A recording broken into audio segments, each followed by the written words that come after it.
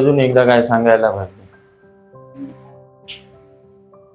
तुम्ही दोघांपैकी एकाने जरी घरी जाऊन बघितलं तरच बघा, नाही तर वही चाळून काय फायदा नाही. बघितलेलं वाचले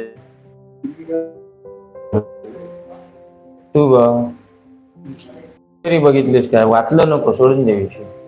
वही जाऊन घरी बघितली का? बघितली? कसलं चित्र आहे वहीवर तुझ्या? बघायच्या अगोदर सांग. आणि काय लिहिलेलं आहे बघायच्या अगोदर सांग. काय लिहिलंय वहीवर? फ्रंट पेजला तुमच्या वहीवर काय लिहिलं आणि कसलं चित्र आहे? अशाने मित्रांनो आपण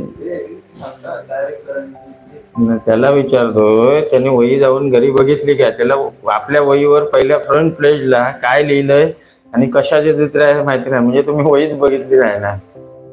एक लक्षात ठेवा, रेफ्रिजरेशन, इलेक्ट्रिशियन किंवा कोणताही टेक्निकल कोर्स हा तुमचा ह्याच्याने होत नाही. एक मिनिट हा, दरवाजा बंद केला तरी चालेल.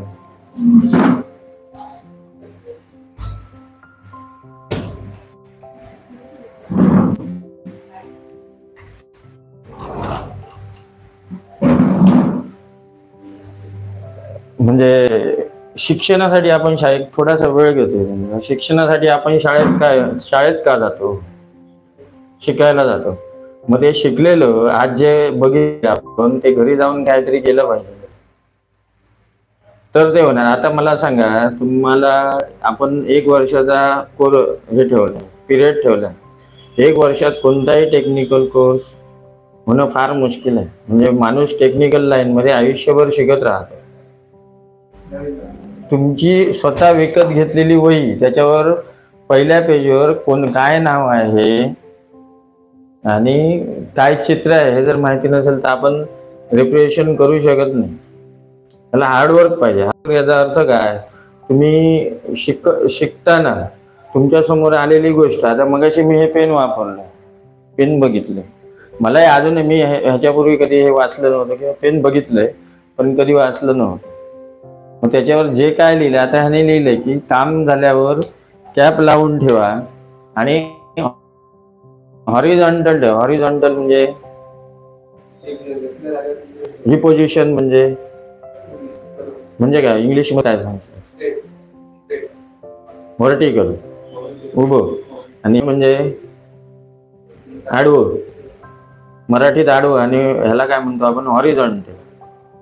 हेच जर आपल्याला ह्या गोष्टी समजल्या नाही, तुम्ही असे प्रिपेअर, मी इथे येऊन शिकून फक्त काय फायदा नाही. तुम्ही असे प्रिपेअर होऊन या, असे स्वतःला असे प्रिपेअर करा, याचा तयार करा की मी इथे आलोय, एका वर्षात जेवढं जमेल तेवढं शिकेन आणि प्रत्येक गोष्टीचा अभ्यास करेन, तरच ते होईल. उद्या तुम्ही कुठेतरी इथून सर्टिफिकेट घेऊन गेला, पास होऊन गेला, आणि जर तुम्हाला एका ठिकाणी, समजा माझ्याचकडे तुम्ही जॉब करता, तुम्ही साईटवर पोहोचलाय कामाला आणि तुम्हाला सांगितलं हा पाईप व्हर्टिकल ठेवतो, तुम्ही कसा ठेवणार? व्हर्टिकल जर माहितीच नसेल तर कसा ठेवणार? मग त्या हिशोबाने या. आमचं किंवा रिसर्च सेंटरचं किंवा इथल्या लोकांचं काही नुकसान होणार नाही. नुकसान कोणतं होतं? तुमचं होतं. मग तो शिकायचा किती, कारण हे प्रत्येक वेळी वारंवार सांगावं लागतं. आता हे का सांगावं लागतं त्याचं पण सांगतो मी. आता तुम्हाला काल दाखवलं की हे, ते जर तुम्ही वाचलंच नाही, वाचल्यानंतर जर समजलं नसेल तर 100% विचारण्याची गरज आहे. पण वाचलंच नसेल तर काही येणार नाही. जेवढे पुढे जाऊ तेवढं कठीण होत जाणार आहे. कठीण काही नाही. कोणतंही फील्ड किंवा कोणतंही हे माणसानेच बनवले, हे सगळं माणसानेच बनवलेलं आहे, बरोबर आहे ना? आपल्यापेक्षा हुशार लोक आहेत त्यांनी बनवलेले, त्याचा विचार करून, त्याच्यावर R&D करून, रिसर्च अँड डेव्हलपमेंट करून बनवलेलं आहे. मग ते आपल्यालाच करायचं आहे. आता तू सांगितलंस, कारण सांगितलंस मला की काय तुझी तब्येत बरी नव्हती, हा, मग त्यावेळी तुला हा माझ्या बरोबर असतो काय, त्याने कधीही विचारलं नाही. अशाच्याने काही येणार नाही. विचारलं माझं नुकसान काही नाही. हा नसेल, माझ्या बरोबर माणूस नसेल तरी मी माझं काम करणार आहे. पण नुकसान कुठे होतंय? आपलंच नुकसान होतं. जेवढे तुम्ही जी काही फी भरली असेल, काय असेल, त्याच्यातनं तुम्हाला काहीच येत. एवढं तरी आलं पाहिजे की आपल्या घरचं फ्रीज बंद झालं तर फॉल्ट काय हे तरी समजलं पाहिजे, तरी ह्या गोष्टींचा उपयोग. आणि परत एकदा सांगतोय, एअर कंडिशनिंग आणि रेफ्रिजरेशन मध्ये भरपूर काम आहे आणि कुठेही जायची गरज नाही. गोवा नाही, सिंधुदुर्ग नाही, कुठेही नाही. सॉरी, बाहेर आपला सिंधुदुर्ग सोडून कुठेही जायची गरज नाही. त्यामुळे हे जर समजलंच नसेल ना तर काही उपयोग नाही. आता तू परत एकदा तिथे वायरिंग काढून दाखवू शकतोस का? त्या दिवशी चुकलं तुझं, बरोबर. आता एकदा एक दाखवू शकतोस का? एक बल्ब आणि एक पिन सॉकेट दाखवू शकतो का? हा, मग ही चुकी. आता परत ते आपण घेत बसायचं का? तर ह्या गोष्टींनी प्रिपेअर करून या की हे करायचंच आहे हा विषय. तर मागच्या लेक्चरला तुम्हाला सांगितले काय हे. आता हे वायरिंग करते ह्यांना माहितीच असतं. तुम्ही इथे जरा एक डायग्राम काढून दाखवू शकता. पिन सॉकेट, एक बल्ब आणि एक 2 स्विच. हो, दाखवा. आलं लक्षात? एक बल्ब, 2 स्विच, एक पिन सॉकेट. बल्ब पेटला पाहिजे आणि पिन सॉकेट पेटायचं. जसं असेल तसं या. हा, आपली हे पिन सॉकेट. हा, बल्ब म्हणजे 2 एका बटनावर एक बटन, एक बल्ब, एक पिन सॉकेट, एक बटन. असं वायरिंग दाखवा. वायरिंग हम दिसते काय झालं त्याला? लुपिंग टाकतो, बरोबर. हा बल्ब जर ह्या स्विचवर कंट्रोल करायचा आहे तर ही वायर डायरेक्ट कुठे जाणार? बल्ब. ही फेज वायर डिस्ट्रीब्यूट झाली, बरोबर. इथून तुम्ही देणार याला, बरोबर, न्यूट्रल आणि अर्थिंग. इथे तुम्ही S1 आणि हे तुमचं 3 पिन सॉकेट, बरोबर आहे ना. हा झाला बल्ब. आता न्यूट्रल जी आपण देतो ती डायरेक्ट कुठे आणून देतो? सॉकेट मध्ये, बरोबर. हे चिन्ह कुठेही तुम्हाला दिसलं असं किंवा ही वायर अशी दाखवली तर ह्या सिम्बॉलचा अर्थ काय आहे? ओव्हरलॅप आहे, जॉईंट नाही. जॉईंट असला तर असं झालं असतं, बरोबर. हे लक्षात आलंच पाहिजे. कारण ज्यावेळी तुम्ही रेफ्रिजरेशन मध्ये किंवा कुठच्याही तुम्ही इलेक्ट्रिकल मध्ये जरी किंवा कुठल्याही ह्या ह्याच्यात गेला तर बेसिक जे स्टँडर्ड. तुम्ही आता जाता ना इथे एक बाजूला रूम आहे, तिथे इलेक्ट्रिशियनचे लेक्चर होतात. ह्यांनी काढून घेतले मस्तपैकी. खरोखर ती रूम चांगली आहे. त्याच्यात चार्ट लावले, त्याचे फोटो काढून ठेवा. मुद्दाम जाताना बाजूला लेक्चर चालू आहे, फोटो काढून ठेवा. मला पुस्तकाची गरज नाही. येते लक्षात? तर हे आपण न्यूट्रल इथे आणून देतो परत. हे एवढं तरी तुमच्या डायग्राम मध्ये दिसलं पाहिजे. इथून अर्थिंग केलं आपण. हे डायग्राम मध्ये दिसलं. मग आता ह्याच्यात तुम्ही किती बटन वाढवा, स्विच वाढवा, बल्ब वाढवा, त्याने काय फरक पडणार? पिन सॉकेट हे मेन आहे. ह्या 220-240 व्होल्ट सिंगल फेज 50 हर्ट्ज हे लिहिलंच पाहिजे. काय तुम्ही परीक्षेत आकृती काढताय तर आता तरी लक्षात आलं ना? घरी जाऊन बघायचं तर ते लक्षात आहे. आता मागच्या लेक्चरला तुम्ही नव्हता, शक्यतो परत सांगतो. हे बघा, तुम्ही काम करताय सगळं मान्य आहे, पण आपण ते शिकायला होते. लेक्चर सोडू नका. छोटे छोटे जे पॉइंट आहेत ना ते पॉइंट इथे समजणार. पुस्तकात पण नसते. पुस्तकात हे आता एक पुस्तक दाखवले, त्याचा फोटो काढून घेते, कुठे ना कुठे मिळणार. ह्यातून पण मिळणार तुम्हाला पुस्तक. मग ते वाचल्याशिवाय काही येणार नाही. हे एवढं लक्षात आलं ना? मागच्या वेळी बऱ्याच गोष्टी तुम्ही नव्हता, आता परत सगळ्या रिकॉल करायला तेवढा वेळ नाही आपल्याकडे. ह्यांच्याकडनं ते काय काय लिहून दिलंय कालच्या लेक्चरला ते हे करा किंवा फोटो मारून ठेवा, काय असेल ते करा. हे वायरिंग ज्याला आलं ना त्याला रेफ्रिजरेशनचं एक 20% वायरिंग आलं. आणि हे बेसच आहे. हे वायरिंग जे असतं ते कोणत्या सर्किटमध्ये असतं? ते सर्किट दाखवलीत, 5 सर्किट दाखवलीत ना, series, parallel, close circuit, open circuit आणि शॉर्ट सर्किट. त्याच्यापैकी कोणत्या सर्किटमध्ये वायरिंग केलेलं असतं? हा, कोणत्या सर्किटमध्ये आपण वायरिंग करतो? पॅरलल, सिरीज की अजून कुठचं? सिरीज मध्ये, पॅरलल मध्ये. मागच्या वेळी सांगितलं सिरीज मध्ये असलं तर सगळे बल्ब तुमचे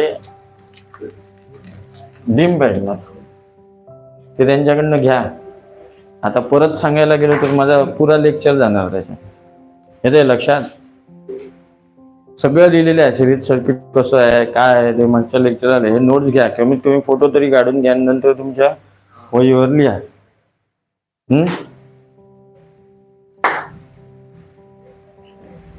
त्यांना द्या नंतर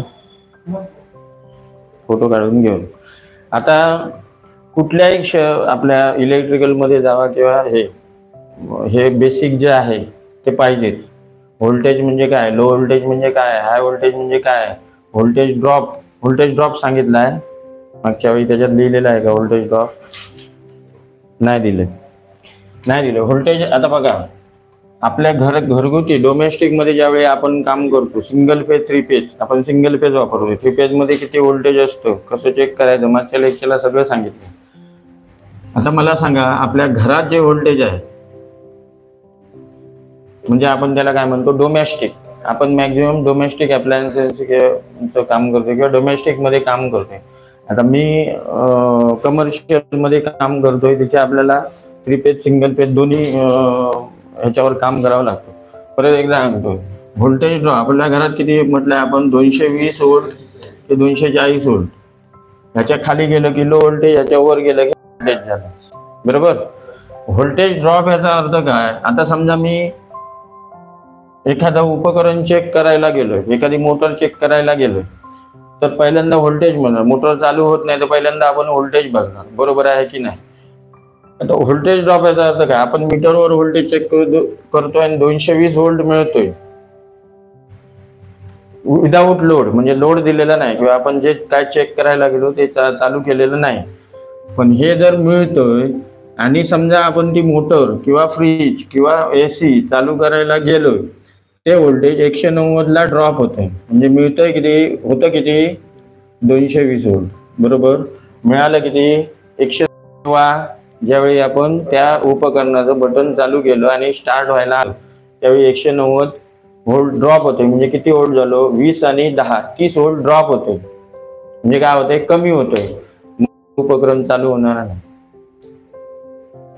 म्हणजे व्होल्टेज प्रॉपर आल्याशिवाय आपण तिथे काही डिसिजन देऊ शकत नाही. कॉम्प्रेसर फ्रीजचा गेलाय किंवा मोटरचा कॅपॅसिटर गेलाय, काहीही नाही.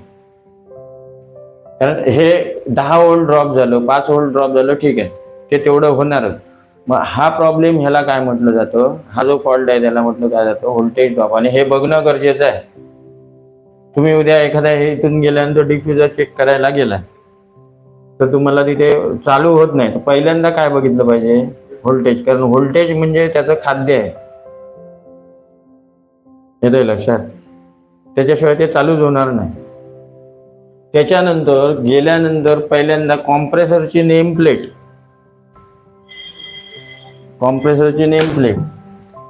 ह्यांच्याकडे ना, तुम्ही जर इंटरेस्टेड असाल, आज जवळजवळ मी 7-8 वर्ष तर मी इथे लेक्चर देते. ह्यांच्याकडे ना भरपूर व्हिडिओ आहेत, मी शेअर केलेले, फॉल्टचे, लिकेज किंवा फॉल्ट फाइंडिंग. त्याचे जर तुम्हाला हे असेल तर त्यांची लिंक घ्या आणि ते व्हिडिओ बघा, किंवा तुमच्याकडे इमेजेस त्याच्या सेव्ह करून ठेवा. भरपूर आहे. तुम्ही जर एक तासभर घेतला किंवा कोणत्याही प्रकारे तुमच्या मोबाईलमध्ये घेतला तर तुम्हाला खूप फायदा होणार.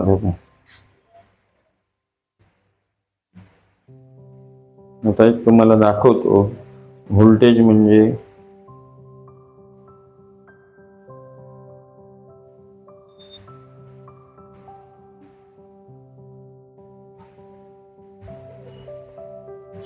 आता हे बघा, मगाशी सांगितलं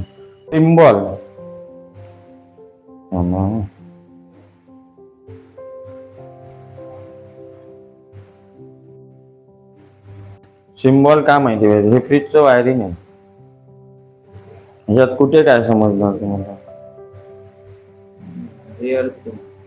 नाही, आता समजलं, जे दाखवले ते समजले, म्हणून तुम्हाला सिम्बॉल माहिती पाहिजे तर त्याचा होणार. आणि खरंच सांगतो, ह्यांच्याकडनं ना ते हे घ्या तुम्ही, ह्यांच्याकडे बऱ्यापैकी व्हिडिओ, म्हणजे मागच्या 2-3 बॅच पासून हे व्हिडिओचं चालू केलंय ऑनलाईनला, म्हणजे करोना नंतर भरपूर व्हिडिओ आहेत. म्हणजे आम्ही वर्कशॉपमध्ये काम केलंय, हा युट्यूबला पण आहे, त्यांच्याकडे सेव्ह केलेले आहे कॉम्प्युटरला. तो तुमचा ईमेल आयडी असेल, काय असेल, तर त्याच्यावर ते मागून घ्या किंवा यांच्याकडनं घ्या, त्याचा फायदा नक्कीच होणार. हे एक दाखवायचं राहिलं की प्रत्येक कॉम्प्रेसरवर किंवा प्रत्येक उपकरणावर तुमच्या त्याचं नेमप्लेट लिहिलेली असते. ही नेमप्लेट आपल्याला वाचता आली पाहिजे, तर तो किती. आता हे बघा, आता हा इमर्शन कंपनीचा, म्हणजे इमर्शन याचा अर्थ पहिली किर्लोस्कर कंपनी, तर आता इमर्शनने टेक ओव्हर केलं. मग ह्याचं ही कॉम्प्रेसरची नेमप्लेट आहे, मग त्याच्यावर हे मॉडेल आहे KCJ 511, त्यांचा कंपनीचा सिरियल नंबर, त्याच्यानंतर हे ऑइल, त्याच्यानंतर होल्ड्स, हे सगळं लिहिलेलं असतं. येते लक्षात? ह्याच्यात रेफ्रिजरंट कोणता आहे तर R22 हवं, थर्मली प्रोटेक्टर म्हणजे OLP त्याचा, हे सगळं लिहिलेलं असतं. आता हे सांगायचं कारण काय की ह्याचा उपयोग करून घ्या, मीडियाचा उपयोग करून घ्या. यांच्याकडे 2-3 वर्षापासूनचे व्हिडिओ आहे, म्हणजे त्याच्यानंतर आम्ही वर्कशॉपमध्ये ज्यावेळी काम करतो त्यावेळी कसं काम केलं ते मी स्वतः काढलेले आहे आणि इथे त्यांना दिलेले आहेत सेव्ह करून ठेवायला.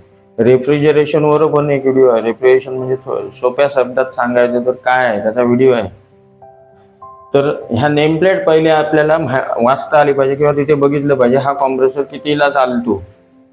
समजा एखादा LGचा कॉम्प्रेसर आहे आणि त्याच्यावर लिहिले 220 ते 240 व्होल्ट, आणि त्याच्यापेक्षा जर कंटिन्युअस व्होल्टेज असेल, समजा 200 व्होल्ट आहे किंवा 190 ला व्होल्टेज आहे, म्हणजे ड्रॉप नाही पण 190च मिळतोय, तरी तो चालणार नाही, कारण त्याचं रेटेड व्होल्टेज किती आहे, 220 ते 240. येते लक्षात? आपण अगोदरच्या ज्या 2 स्ट्रोक गाड्या होत्या त्याच्यात ऑइल टाकायचो पेट्रोलमध्ये. आता पेट्रोलमध्ये ऑइल आपण टाकत नाही, काही मॉडेलना फक्त ऑइल लागते. मग तशीच पद्धत आहे, त्याच हिशोबाने ते चालणार. येते लक्षात? तर हे अगोदर तुमचं जे आहे ना, हे तुम्हाला का पुढे आणून दाखवलं, मगाशी तुम्हाला पुढे का बोलवलं, आपण कुठे चुकतोय आणि परीक्षेला बसताना काय करायचं हे तुम्हाला समजलं. तुम्ही काम करू शकता, उद्या प्रॅक्टिकलला टाकलं किंवा हे वायरिंग करून टाकलं 100% करणार, नो डाऊट. पण तुम्ही ज्यावेळी एखाद्या कुठे स्वतःला रिप्रेझेंट करायला जाणार तिथे फसणार. आकृती ज्यावेळी तुम्हाला एखाद्या परीक्षेत जर आकृती आली तर त्याला ती नावं आणि त्याचे सिम्बॉल हे दाखवलेच पाहिजे, तर त्या ह्याला मार्क दिले जाते. हे आलं ना व्होल्टेज, आपण व्होल्टेज ड्रॉप. आता व्होल्टेज ड्रॉप काय का होतो, तर एकतर सर्व्हिस वायर, आपल्या घरी सर्व्हिस वायर येते. सर्व्हिस वायरचा प्रॉब्लेम काय असतो, एकतर अगोदर जुनं घर असेल तर त्यावेळी काय केलेलं होतं, किंवा 2 बल्ब, 4 बल्ब, 2 फॅन, एक मिक्सर, हे ह्याच्यावरनं सर्व्हिस वायर टाकायली. ह्याचं टोटल कॅल्क्युलेशन करून सर्व्हिस वायर घेतलेली असायची. एक 1 स्क्वेअर mm किंवा 1.5 किंवा 2.5 घेतलेली होती जुन्या घरात. मग त्याच्यानंतर आपण काय केले, वॉशिंग मशीन घेतली, फ्रीज घेतली, म्हणजे काय केलं, लोड वाढवला, म्हणजे तेवढ्या करंटला ती सर्व्हिस वायर कमी पडते. मग ते चेक केलं पाहिजे. हे सगळ्या गोष्टी आपल्याला का माहिती पाहिजे. तुम्ही ज्यावेळी एखाद्या ठिकाणी फ्रीज रिपेअरिंगसाठी जाल, उद्या हे शिकल्यानंतर तुम्ही जाल, तर तुम्हाला ते सांगता आलं पाहिजे काय होतंय नक्की. याला लक्षात? चुकीचं फॉल्ट सांगितला, मग त्या ठिकाणी माझ्यासारखा किंवा दुसरा कोणतरी टेक्निशियन गेला आणि त्याने सांगितलं तुमच्या व्होल्टेजचा प्रकार, तुम्ही काय सांगू लागले असणार, कॉम्प्रेसर गेला किंवा रिले गेला, म्हणजे काय आलं, तो परत आयुष्यात तुम्हाला बोलवणार ना. मग ती सर्व्हिस वायर जरी वीक असेल किंवा अंडरलोड असेल, म्हणजे तुमच्या ह्याचा करंटच आहे 10 एम्पियर पुऱ्या घराचा, आणि तुम्ही 1 स्क्वेअर mm ची टाकली तर ती चालू शकत नाही. दुसरी गोष्ट रनिंग पण डिपेंड करते. सर्व्हिस वायर रनिंग किती आहे त्याच्यावर पण डिपेंड. म्हणून तुमच्या घराशेजारी पोल असतो, बरोबर. जिथे तुमचा ट्रान्सफॉर्मर असतो, प्रत्येक वाडीत ट्रान्सफॉर्मर असतो, बरोबर. तो ट्रान्सफॉर्मर तिथून तुम्हाला सर्व्हिस वायर दिली नाही, एवढी गरज नव्हती ते 2-2 वायर फिरवायची, बरोबर आहे ना. म्हणून सर्व्हिस वायरला पण लिमिटेशन्स आहेत. ह्या गोष्टी छोट्या मोठ्या आपल्याला माहिती पाहिजेत आणि ह्या तुम्ही आता शिकायच्या आहेत. तुम्ही इथे का आलाय, तुम्हाला 100% सगळं येणार नाही, पण जे येत नाही ते आपल्याला शिकायचं आहे म्हणून इथे आलाय. आता बाजूला इलेक्ट्रिशियन जे लेक्चर चालू आहे त्यांच्याकडनं थोडी माहिती घ्या, त्या सरांशी किंवा त्या विद्यार्थ्यांशी कम्युनिकेशन घ्या. आपला फायदा करून घ्यायचा तर आपल्या सगळ्यांशी बोललंच पाहिजे. किंवा तुमचे ITI मधले कोण मित्र असतील तर त्यांची वही वापरा किंवा त्यांची पुस्तकं वापरा. हे पुस्तक पण चांगलं आहे. दुसरं वीजतंत्री जर चांगली माहिती, आता त्याच्या पुढे पण चांगली पुस्तकं आली असणार तर श्याम पिटके म्हणून एक चांगलं पुस्तक होतं वीजतंत्री किंवा विद्युत शास्त्र, श्याम पिटके लेखक, ते घेऊ शकता. 100-200 रुपये किंमत असेल. मग त्याच्याशी जर कनेक्टेड राहिला तरच तुमचं ते होते ना, तर काय होणार. आणि सांगितलं ते इथे तुम्हाला बोलवलंय का, तर तुम्हाला माहिती आहे आता हे काम करतायत बाहेर कुठे फील्डमध्ये ते काम करतायत, पण त्याच्याबद्दल अधिक माहिती पाहिजे. आता तुम्हाला एक प्रश्न विचारतो, ह्यांना मागे काल सांगितलंय, ह्याला हा पण काम करतो वायरिंग, कोणाबरोबर करतो, काकांबरोबर, पण त्याने त्या दृष्टीने प्रयत्न केले नाही. मला सांगा MCB म्हणजे काय आहे आणि तो कधी कधी काम करणार. हा, ओव्हरलोड. MCBचा लॉंग फॉर्म काय, त्याच्यात काय काय असतं, म्हणजे फंक्शन कशावर होतं, कसं होतं फंक्शन.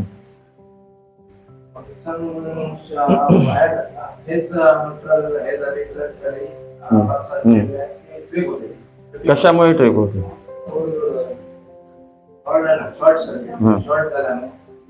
नाही, पण ते ट्रिप व्हायला काहीतरी, आता आपलं बटन जे आहे ना, बटन आपलं हे सिंगल पोल SP स्विच म्हणतो, ह्याला आपण SP स्विच म्हणतो, सिंगल पोल स्विच, बरोबर. मग ते का ट्रिप होत नाही.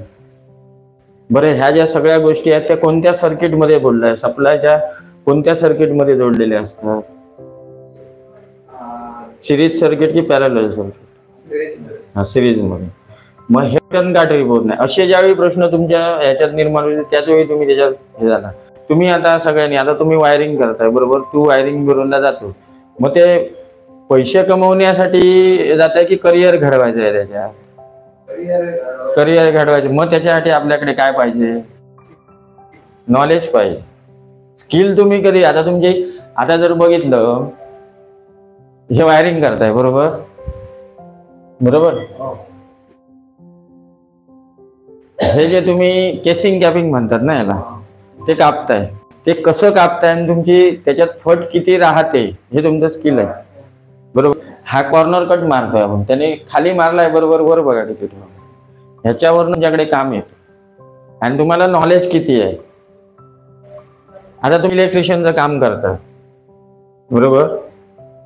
समजा मी तुम्हाला माझ्या घरी बोलवलं, पहिला माझ्याकडे 1 टन एअर कंडिशनर होता, म्हणजे 1 टन कॅपॅसिटी हा एअर कंडिशनर झाला. हा 1 टन एअर कंडिशनर कॅपॅसिटीचा, म्हणजे 1 टन कॅपॅसिटीचा एअर कंडिशनर पहिल्यांदा होता.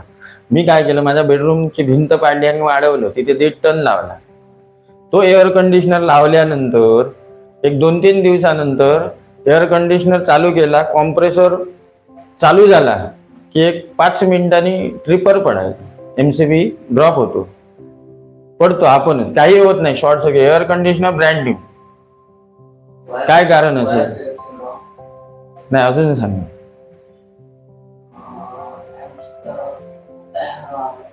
कॉम्प्रेसर चालू होतोय, 5 मिनिटं कुलिंग पण होतो, पण 5 मिनिटांनी MCB पडतोय, बरोबर आहे. काय होतं माहितीये, ज्यावेळी तुम्ही 1 टन चालवता त्यावेळी इलेक्ट्रिशियन काय करतो की 1 टनचा करंट बाबा 6 एम्पियर आहे, तर तो MCB किती लावणार, 16चा लावेल. हा, MCB कमी याचा आपण, हे आपलं डोकं तिथे चाललं पाहिजे. आता ELCB काय करतो सांगा, हा, आता हे सगळं जे आहे ना, आता तुम्ही एमसीबी म्हणता त्याच्यात एक कॉईल बनवलेली आहे, च्या तत्वावर चालतो. म्हणजे शॉर्ट सर्किट झालं म्हणजे अमर्याद, तो आपण मीटरवर मोजू शकत नाही, अमर्याद किमतीचा प्रवाह सर्किट मधनं वाहतो. शॉर्ट सर्किट बद्दल माहिती सांगितली मागच्या लेक्चरला, सर्किट कसं होतं ते पण सांगितले. तर त्याच्यात इन्फिनिटी करंट वाहतो, तो आपण कॅल्क्युलेट करू शकतो. किती सेकंदासाठी? हार्डली एक दोन सेकंद पण नाही, सेकंदाच्या कितीतरी कमी भागासाठी पण तो एमसीबी जो असेल तो ट्रिप होतो. कारण काय तर ती कॉईल हिट होते आणि तो बायमेटल टाईप असेल ट्रिप होतो. आता असं होऊन आता ओव्हरलोड पण तसंच होतं, ती कॉईल हिट होते. आता तुमचं सगळं सर्किट बरोबर आहे, तुम्ही रेटेड करंट लावलाय, तुमचं वायर सिलेक्शन म्हटलंय ते पण बरोबर आहे.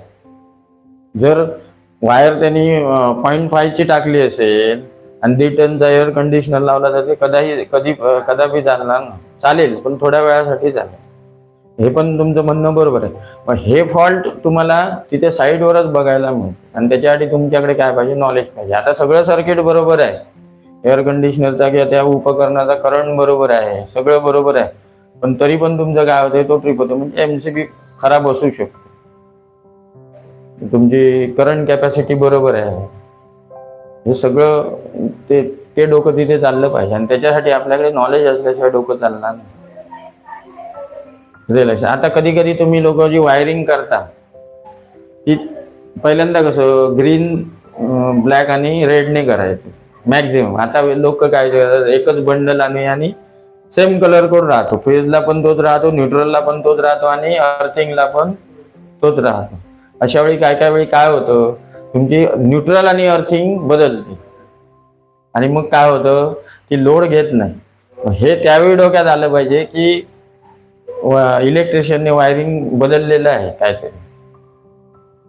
हे साईडवर जे फॉल्ट सांगतो, त्याच्यासाठी आपल्याकडे फक्त आणि फक्त काय पाहिजे? नॉलेजच पाहिजे, थेरॉटिकल.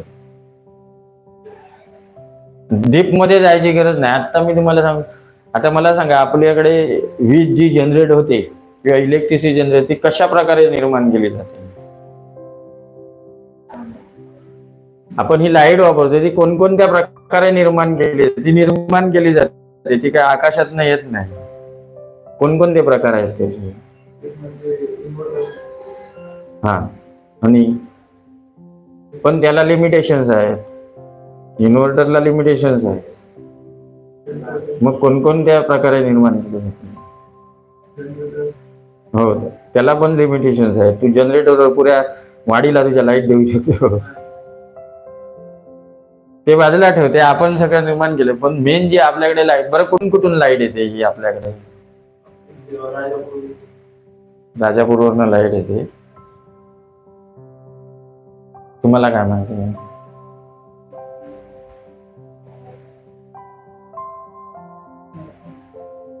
हे माहिती करून घ्या. आपल्याकडे जी लाईट ही वीज निर्माण केली जाते ती 2-3 प्रकारे केली जाते. एक पाण्याच्या साहाय्याने, कोळशाच्या साहाय्याने आणि अणुविद्युत. म्हणजे औष्णिक विद्युत म्हणजे कोळशाच्या साहाय्याने निर्माण होते. जलविद्युत पाण्याच्या साहाय्याने, ते आपलं कुठे आहे? कोयना. जलविद्युत केंद्र राधानगरीला आहे, कोयनाला आहे, तिलारीला पण माझ्या मते काही प्रमाणात केलं जातं, टर्बाईन फिरून. म्हणजे ते जलविद्युत केंद्राची डीपली स्टडी मी केली नाही, पण ही निर्माण केली जाते. तारापूरला औष्णिक विद्युत केंद्र म्हणजे कोळसा जाळून केलं जातं. अणुविद्युत केंद्र तुमचं जिथे अणुभट्ट्या आहेत तिथे निर्माण केली जाते. मग हे आपल्याला हेच माहिती नाही कुठून येते. आपल्याला जवळ म्हणजे राधानगरी आहे, तिथून आपल्याला मॅक्झिमम वीज सिंधुदुर्गात येते. ते आता त्यांचं कसं डिस्ट्रीब्युशन आहे ते माहिती नाही, कोरोनावर येते की कुठून. पण हे तरी माहिती पाहिजे की या 3-4 प्रकारे विद्युत निर्माण होते. तू जनरेटर म्हटलाच बरोबर, पण त्याला लिमिटेशन्स आहे. ते तेवढं डीप मध्ये आपण जाऊ नका, पण हे माहिती पाहिजे. त्याच्यासाठी तुम्ही ती पुस्तकं वाचा. आता आपण थोडं पुढे जाऊया. हे प्रायमरी सांगितलंय ते झालं.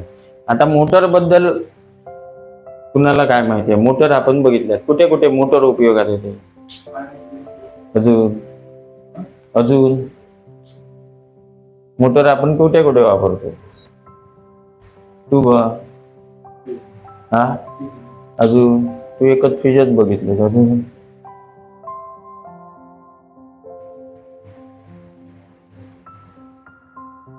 फॅन मध्ये काय आहे त्या? हा म्हणजे जे आपण उपकरण वापरतो त्या ठिकाणी मोटर आहे. मग मोटर मोटर म्हणजे काय आहे?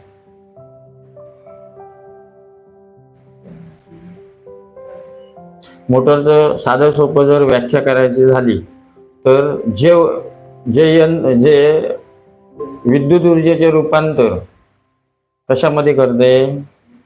यांत्रिक ऊर्जा, बरोबर. आणि ज्यावेळी आपण यांत्रिक ऊर्जेच्या असं पण केलं जातं की यांत्रिक ऊर्जा वापरून विद्युत ऊर्जेत केलं जातं. ते कुठे आलं सांग बघूया आता? नाही. हा जनरेटर.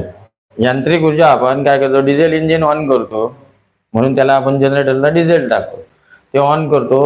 अल्टरनेटर वापरून काय केलं जातं? वीज निर्माण केली जाते. म्हणजे यांत्रिक ऊर्जेचं रूपांतर विद्युत ऊर्जेत. आणि फॅन वापरतो किंवा कोणतीही मोटर वापरतो याचं हे काय करतो? विद्युत ऊर्जेचं यांत्रिक ऊर्जेत करतो. कोणतीही मोटर घ्या, पाण्याची मोटर आहे, पाण्याला मोटर जोडली आणि पंप जोडलाय म्हणून ते पाणी बाहेर टाकलं जातं किंवा खेचलं जातं. त्याला सक्षम फुटवॉल आहे, डिस्चार्ज आहे. तर मोटरचे थोडक्यात व्याख्या सांगायचं, जे उपकरण थोडक्यात विद्युत ऊर्जेचे रूपांतर यांत्रिक ऊर्जेत करते म्हणजे मोटर. आणि त्याच्यावरच पूर्ण आपलं हे सगळं जे काय आहे ते चाललंय बऱ्यापैकी, बरोबर. ऊर्जेचा नियम म्हणून एक पार्ट आहे बघा, तो एक लक्षात ठेवा की ऊर्जा निर्माण करता येत नाही पण एका ऊर्जेचं रूपांतर दुसऱ्या ऊर्जेत करू शकतो. हे लक्षात नाही? तर हे लक्षात ठेवा. मोटरचं थोडक्यात काय, जे उपकरण किंवा जे जीव हे यंत्र विद्युत ऊर्जेचे रूपांतर यांत्रिक ऊर्जेत करते. आता मोटरचे प्रकार भरपूर आहेत. आता मिक्सर मध्ये मोटर आहे, ती कोणत्या याची आहे? त्या मोटर युनिव्हर्सल मोटर. त्याच्यात काय काय असतं? आर्मेचर, कार्बन ब्रश आणि फील्ड वाइंडिंग, बरोबर. ड्रिल मशीन आहेत, ग्राइंडर आहेत, मिक्सर आहेत, त्याला सगळे युनिव्हर्सल मोटर आहेत. शिलाई मशीनला बघा मोटर लावतात, ती पण युनिव्हर्सल मोटर आहे. म्हणजे ज्याला ज्याला आर्मेचर आहे, फील्ड वाइंडिंग आहे आणि ब्रश वगैरे सगळी कॉम्प्युटर वगैरे ती योजना केली असती ते तुमचं काय झालं? युनिव्हर्सल मोटर झालं. आता मोटर म्हणजे पहिल्यांदा काय, आपण जे सिंगल फेज मोटर वापरतोय ह्या सगळ्या सिंगल फेज आहेत. फॅन आहे तुमचं, त्याच्यानंतर जे काय सिंगल घरगुती वापरासाठी वापरतो ते single phase motor. Three phase मध्ये बघितलं, जर तुम्ही गिरणीवर गेला किंवा फॅक्टरीमध्ये गेला तर three phase motor maximum, single phase मोटरचा उपयोग फार कमी केला जातो. तर सिंगल फेज मोटर ज्या वापरतोय आपण रेफ्रिजरेशन मध्ये वापरणार ज्या, त्यांचा फक्त आपण विचार करूया, बाकीच्या नंतर कधीतरी बघूया. तर आपल्या रेफ्रिजरेशन मध्ये मोटर काय काम करते? तर आता डीप फ्रीजर आहे, डीप फ्रीजर जर बघितलं तर त्याला कंडेन्सर थंड करण्यासाठी फॅन मोटर वापरली जाते. त्याला ती शेडेड पोल मोटर म्हणून येते, शेडेड पोल. आता कॉम्प्रेसरचं स्ट्रक्चर, ज्यावेळी कॉम्प्रेसर हे प्रकरण आपल्याला येईल त्यावेळी तुम्हाला समजेल. पण कॉम्प्रेसर मध्ये मोटर वापरली, मोटर आणि कॉम्प्रेसरचं स्ट्रक्चर, पिस्टन जे काय आहे ते सगळं ते आपल्या पुढच्या प्रकरणात येईल, त्याच्यावर आता एवढ्यात बोलूया नका. ती काय करते मोटर? ती कॉम्प्रेसर चालू ठेवते, बरोबर. कॉम्प्रेसरचं सक्शन डिस्चार्ज प्रोसेस मोटरमुळे चालू राहते. येते लक्षात? ते कॉम्प्रेसर ज्यावेळी वर्कशॉपमध्ये प्रॅक्टिकलला दाखवू, इथे पण कट केलेला कॉम्प्रेसर आहे, ते पण दाखवणार आहे आपल्या ह्याच रिसर्च सेंटरला. कट केलेला कॉम्प्रेसर आहे. कॉम्प्रेसरचं स्ट्रक्चर कसं असतं ते ज्यावेळी तो प्रकरण घेऊ त्यावेळी दाखवतो. मग मोटर काय काम करते? तर कॉम्प्रेसर चालू ठेवण्याचं काम करते. आता ते किती ताकद पाहिजे, किती मोठा कॉम्प्रेसर आहे, किती तुमचं उपकरण मोठं आहे, म्हणजे किती तुम्ही त्याच्यात सामान ठेवताय, त्याची प्रत्येकाची कॅपॅसिटी असते. आता फ्रीजमध्ये गेला तर 190 लिटर, 220 लिटर, 250 लिटर ही कॅपॅसिटी येते. ती कशी काढायची, काय करायची सगळं पुढे येणार आहे, फक्त लक्षात ठेवा. मग त्यानुसार तुमचं काय, त्या कॉम्प्रेसरला तेवढी ताकद पाहिजे, बरोबर. आपण मोटरसायकल 2 माणसांसाठी वापरतो, त्याच्या पुढे 3 माणसांसाठी 4 माणसांसाठी ऑटो रिक्षा आली, त्याच्या पुढे 4 व्हीलर आल्या. मग त्या प्रत्येकाला इंजिन वेगवेगळ्या ताकदीचं आहे, बरोबर ना? पटतंय ना सगळ्यांना? हां. मग त्यानुसार आपण मोटरची कॅपॅसिटी बदलली जातो. तर मोटरची कॅपॅसिटी जी आपण सांगतो ती HP मध्ये सांगतो. 1 HP म्हटल्यानंतर 746 वॅट्स. आता वॅट्स हे काय आहे? तर ती आता ही ट्यूबलाईट किती एनर्जी कन्झम्पशन करेल त्याचं, म्हणजे आता ही 20 वॅटची ट्यूब येते, 28 पण येते. ह्याच्या आपण ह्याच्या ट्यूबलाईट वापरतो एलईडीची. CFL पहिल्यांदा आपण 100चे बल्ब वापरायचो, 40चा वापरायचो, 60चा वापरायचो, माहिती आहे ना ते लाल बल्ब. मग आता हे एलईडी आले, 200 आले. हॅलोजन वापरतो, 500 वॅट, 1000 वॅट, बरोबर ना? मग वॅट म्हणजे काय, तर तो एनर्जी कन्झम्पशन किती करतो. आपल्या मीटरवर 1 युनिट कधी पडतं?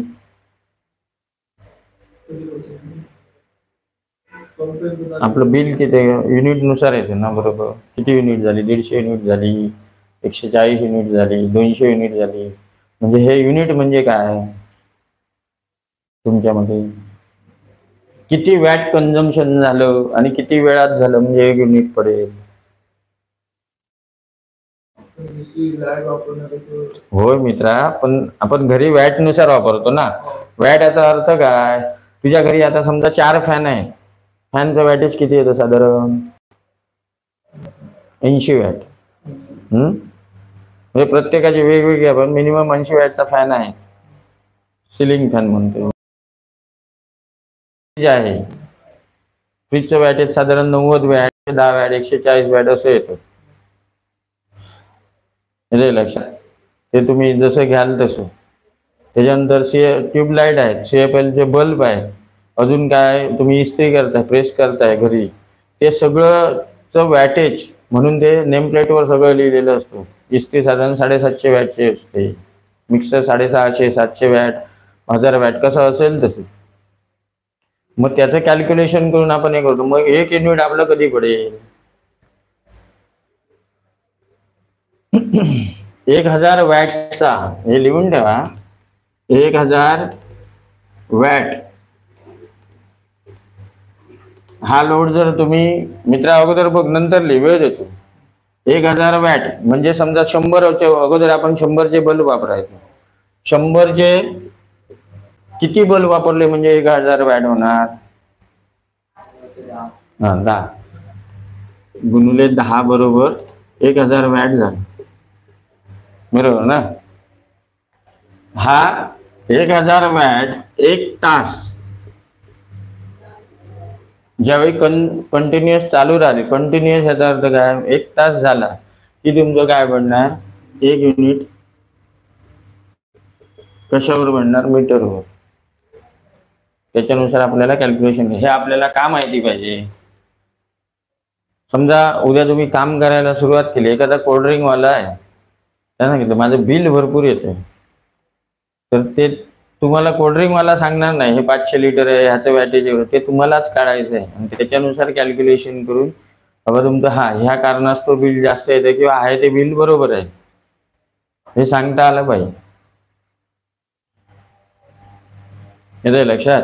आता समजा 100चा एकच बल्ब वापरतोय, कंटिन्युअस चालू ठेवलाय, मग युनिट किती पडेल?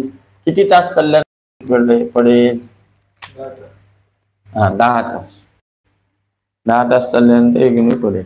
हे कॅल्क्युलेशन असतं. हे 1 HP आणि लिहून ठेवा, HP म्हणजे हॉर्स पॉवर, 746 वॅट म्हणजे 1 HP झाले.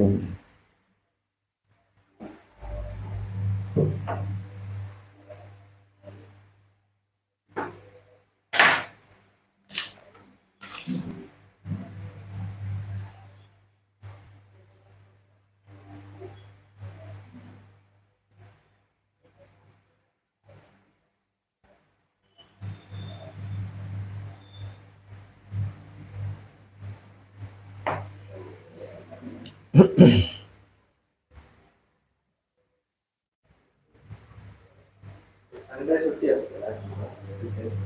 नाही मंडे बिंदास बिंदास फोन करून यायचा, फक्त फोन करून यायचा.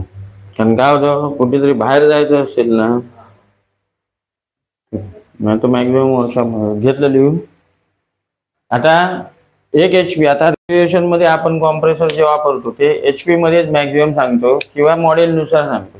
मग रेफ्रिजरेशन मध्ये जे कॉम्प्रेसर वापरतो ना, 16 HP, 1/5 HP असे वापरले जातात, 1/3 HP. ह्याच्यानुसार त्याचा आपण करंट काढू शकतो, किती करंट घेणार ते. आता ह्याच्यात काढायचं झालं, सिंगल डोअर फ्रीजला साधारण तुमचा 16 HP हा कॉम्प्रेसर लागतो. 180 HP, 180 HP.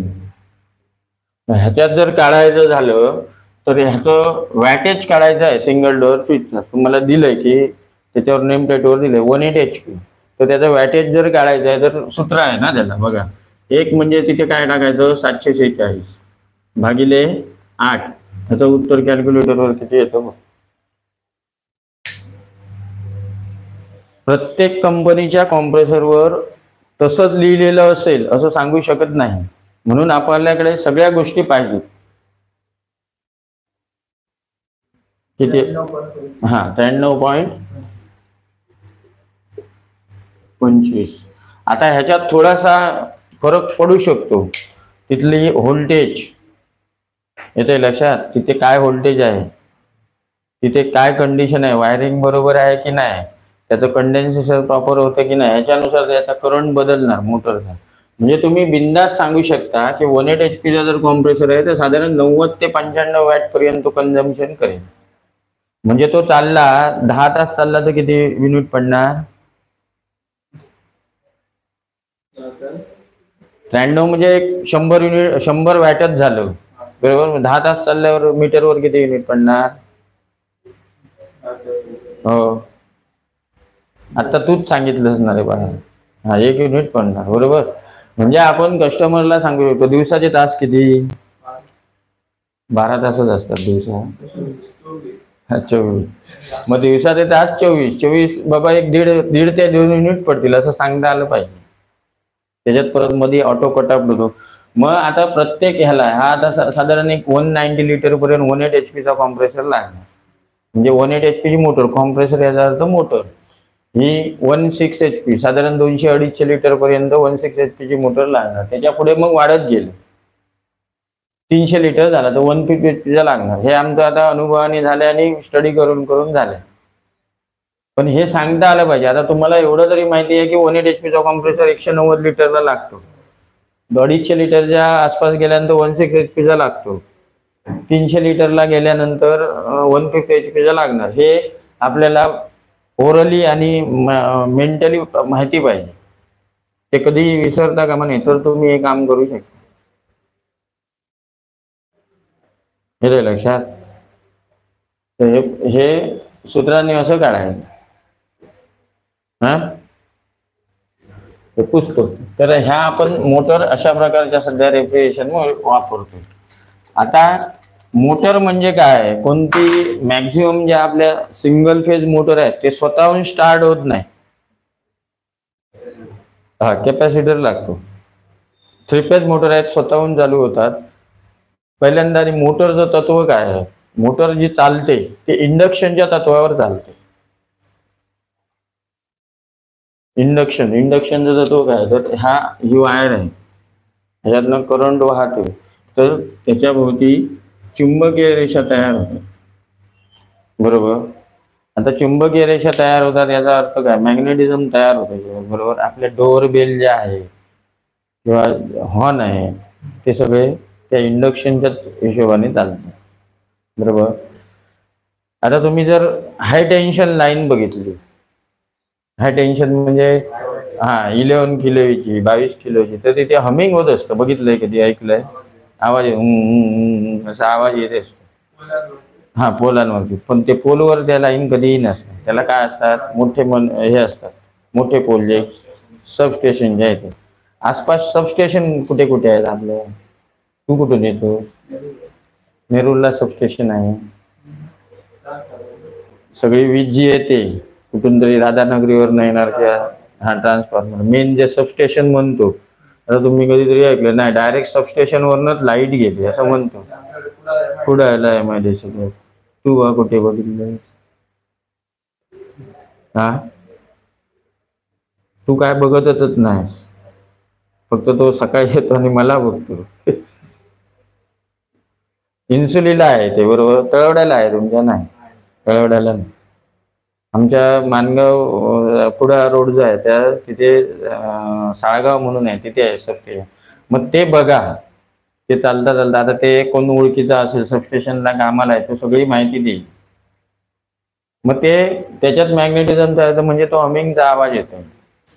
किंवा जर तुम्ही बघितली मोटर खोललेली असेल आणि त्याला सप्लाय दिला, जाळून टाकायचे नाही, फ्रॅक्शन ऑफ सेकंड आधी जर सप्लाय दिला तुम्ही आणि त्याच्यात एक्स्ट्रा ब्लेड ठेवलं तर ते थरथरतं, व्हायब्रेट होतं, म्हणजे ते मॅग्नेटिझम. हे एवढं लक्षात ठेवा.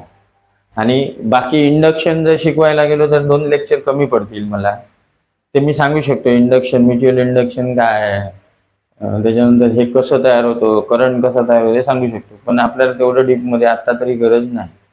त्याच्यासाठी तुम्ही पुस्तकं वापरा, ते सांगितले ते श्याम पेटके वापरा. आणि ते जर लक्षात नाही आलं वाचून, पण ज्याला खरीच इच्छा आहे त्याला लक्षात नाही आलं तर माझ्याकडे या, मग आपण वर्कशॉपमध्ये किंवा सेपरेट कधीतरी बसून करूया. कारण ते शिकवायला गेलो तर आपण मेन जे शिकायला आलं ते बाजूला राहणार. येते लक्षात?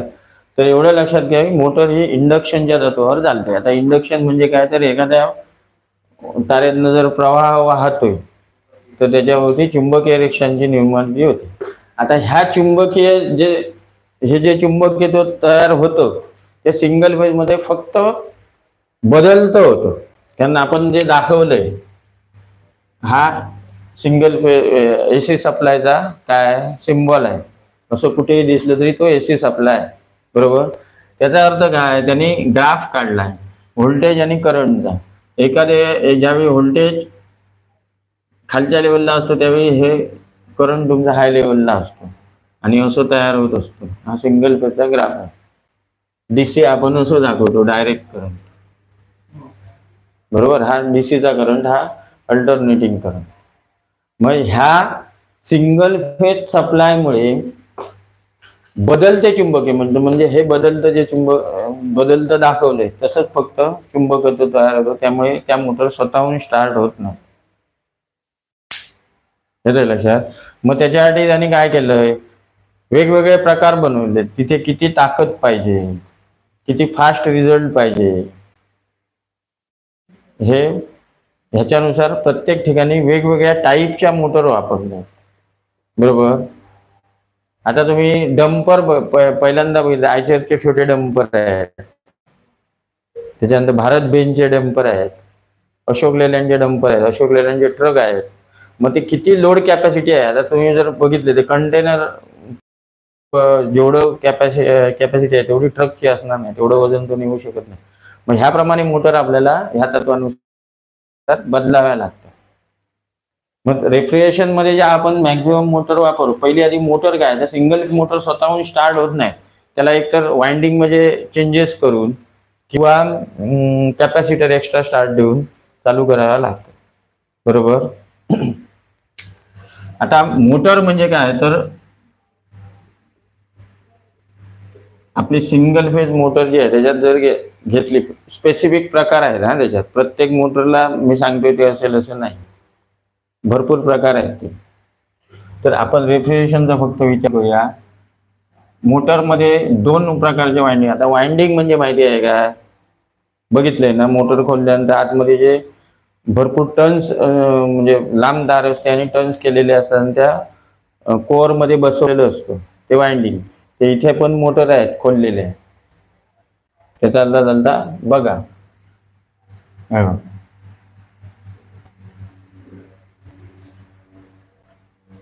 म्हणजे ही काय झाली, तार झाली, बरोबर. तर आपल्या सिंगल फेज मोटरना 2 प्रकारच्या वाइंडिंग्स असतात.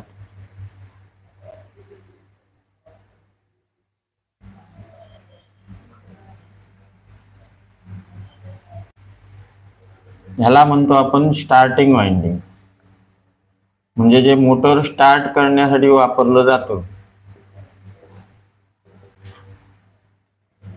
चालता चालता काढून ठेवा डायग्राम पाहिजे. रनिंग वाइंडिंग,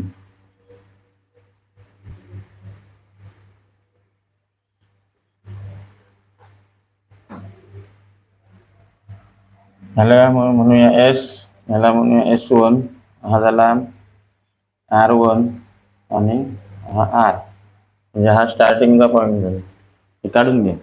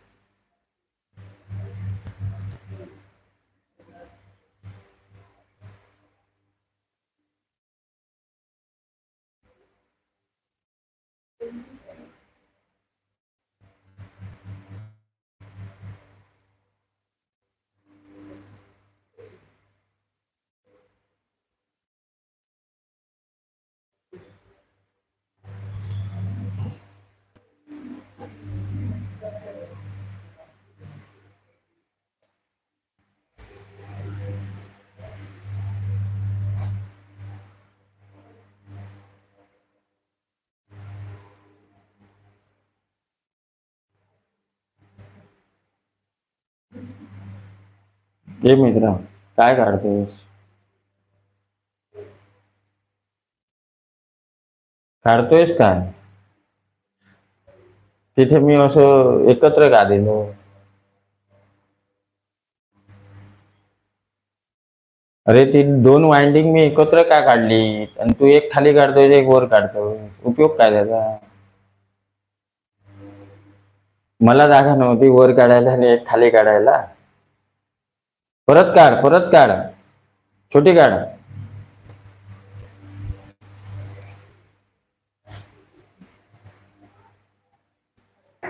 आणि एक लक्षात ठेवा, इथे तुम्ही जेवढं शेअर कराल, एकमेकांबरोबर बोलून बघाल, माझ्याशी बोलाल, तुम्ही तुमची माहिती असलेली मला सांगाल, आणि किंवा तुम्ही एखाद्या ठिकाणी काम केलं, ती गोष्ट जर तिथे तुम्हाला नवीन समजली आणि इथे येऊन शेअर, इथे येऊन कोणी हे करू शकतो. तुम्हाला जर हे माहिती असेल इथे येऊन दाखवा, म्हणजे तुमच्या कुठे कमी असाल तर तुम्हाला समजेल, मी कमी असेल तर मला समजेल. त्यामुळे बिंदास बोलायचं आहे, इथे काय घाबरायची गरज नाही किंवा मी सांगू कसं. ज्या एक लक्षात घ्या, एखादी गोष्ट न येणं हा गुन्हा नाही, पण ते अर्धवट नॉलेज घेऊन काम करणं हा गुन्हा आहे, आणि त्याने ऍक्सिडेंट हे ठरलेलेच आहे. आता बघा, त्याने ते डायग्राम काढली, उपयोग शून्य द्या. चुकीचं शिकून घेऊ नका. मला पण जी एखादी गोष्ट परफेक्ट माहिती नव्हती बोलणारच नाही, आणि बोललो किंवा तुमचा एखादा प्रश्न मला आला की बाबा हे कसं आहे, मला माहिती नसेल, चुकीचं सांगायचं नाही. मग ते दुसऱ्याला विचारून, आपल्यापेक्षा हुशार किंवा आपल्यापेक्षा एजेड लोक, एक्सपिरियन्स लोक, त्यांना विचारून मी 100% सांगणार, अर्धवट ठेवणार नाही. झालं बाबा? तर ही दोन वाइंडिंग असतात. म्हणून जर तुम्ही खोलला, स्पष्ट दिसतं त्याच्यात. सिलिंग फॅन मध्ये, सिलिंग फॅन मध्ये काय असतं, अशी गोल चकती असते, बरोबर. तिथे तुमचा शाफ्ट आहे, मग ह्या शाफ्ट भोवती एक कॉईल फिरवलेली असते बघा, आणि हे बाहेर एक कॉईल फिरवलेली असते. म्हणजे ही दोन वाइंडिंग झाली, एक स्टार्टिंग एक रनिंग. लक्षात. मग हे जे कॉईल फिरवलेले असतात त्या वाइंडिंग झाल्या. तसंच हे वाइंडिंग आहे, फक्त आपण वेगळ्या पद्धतीने दाखवतो. तर ह्या मोटरमध्ये ही दोन वाइंडिंग जोडलेली असतात. आता वाइंडिंग वाला काय करतो, एक तर 4 वायर काढतो किंवा 3 वायर काढतो. आपण पण जोडताना सिलिंग फॅन जरी असला त्याला कनेक्टर येतो, बरोबर. त्याच्यात 4 वायर आलेले असतात. 2 वायर एक एकत्र असतात, एक वायर मध्ये कॅपॅसिटरला सिंगल जोडली जाते, आणि एक वायर रनिंग वाइंडिंग. बघलाय ना कधी, बघितलाय ना तो कनेक्टर? तो पुढे दाखवतो आता कसं तयार होणार. आता ह्या दोन्ही वाइंडिंग, स्टार्टिंग वाइंडिंग काय काम करतो की मोटरला स्टार्ट द्यायचा, बरोबर. आणि रनिंग वाइंडिंग काम करतो, एकदा मोटर चालू झाली की हा स्टार्टिंग वाइंडिंग सर्किट मधनं ऑटोमॅटिक बाहेर जातो, किंवा सपोर्टिंग वाइंडिंग म्हणून त्याला सपोर्ट करतो, बरोबर. हे जर राहिलं तर तुमची मोटर फुल स्पीडने फिरणारच नाही, किंवा ते उपकरण करंट जास्त घेणार, एनर्जी जास्त कन्झम्पशन करणार. त्याला अजून बरेच हे आहे, काय केलं जातं त्याच्यात, ते येईल पुढे पुढे, फक्त हे लक्षात ठेवा. आता स्टार्टिंग वाइंडिंगची तार जी असते, हे लिहून ठेवा आता बरोबर. स्टार्टिंग वाइंडिंग,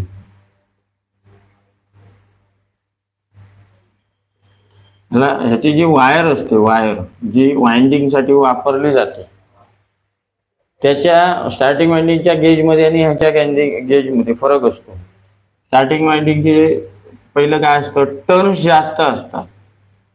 हे जे टर्न्स फिरवलेले असतात ते जास्त असतात कशापेक्षा, रनिंग वाइंडिंग पेक्षा, बरोबर. टर्न्स जास्त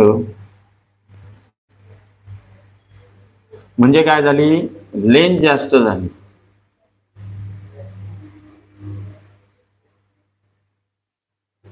कशाची, वायरची जी वापरली ती, बरोबर ना. आणि जी तार वापरली जाते ती बारीक तार वापरली जाते कशापेक्षा, हा रनिंग वाइंडिंग.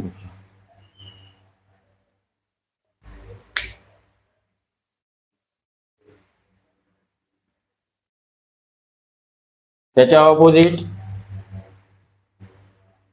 रनिंग वाइंडिंग जे आहे,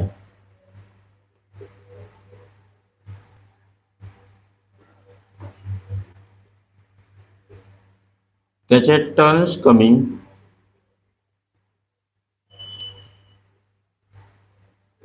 म्हणजे काय आली, लेंथ कमी झाली.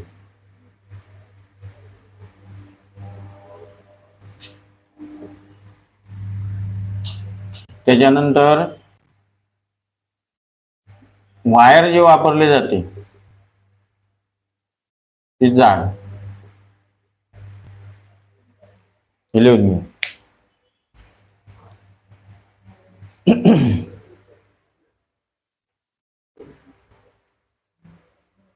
परत एकदा, स्टार्टिंग वाइंडिंगची वायर जी वापरली जाते ती त्याचे टर्न्स जास्त असतात, म्हणजे भरपूर वापरली जाते. त्यामुळे काय होतं, लांबी वाढते त्या तारेची. बारीक वायर वापरली जाते, बारीक याचा अर्थ काय, गेज स्टँडर्ड 18 गेज 21 गेज, जे काय गेज ते डिझाईन केली असेल तसं, बरोबर, पत्र्याप्रमाणे त्याचे गेज असतात. आता ही बारीक वायर आणि जाड वापरण्याचं कारण काय, जेवढी तुम्ही बारीक वायर वापरताय तेवढा करंटला होणारा विरोध म्हणजे रेजिस्टन्स हा वाढलेला असतो, बरोबर. बरोबर पटतंय. उदाहरण सांगतो, हे फक्त लक्षात ठेव, बारीक हे लिहून घेतलं की सांग.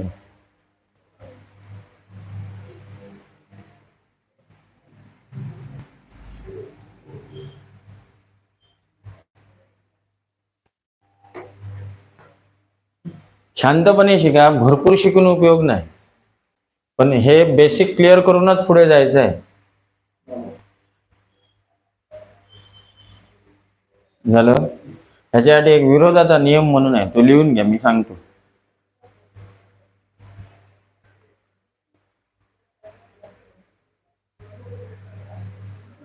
विद्युत मंडळातून विरोधाचा नियम असं लिहा.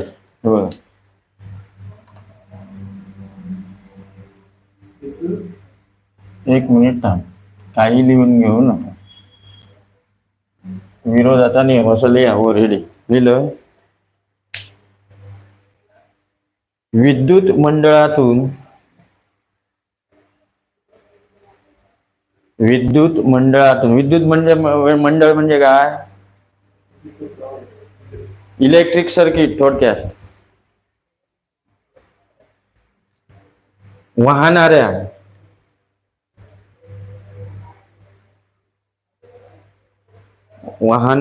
प्रवाहाला म्हणजे करंटला, प्रवाहाला होणारा विरोध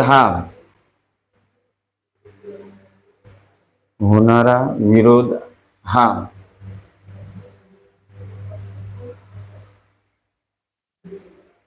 वाहकाच्या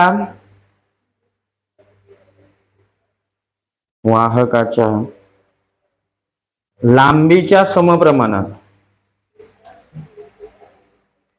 वाहकाच्या लांबीच्या समप्रमाणात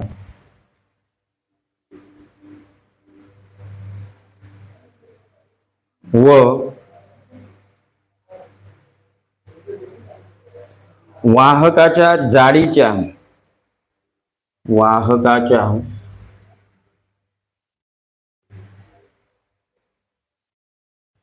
जाडीच्या किंवा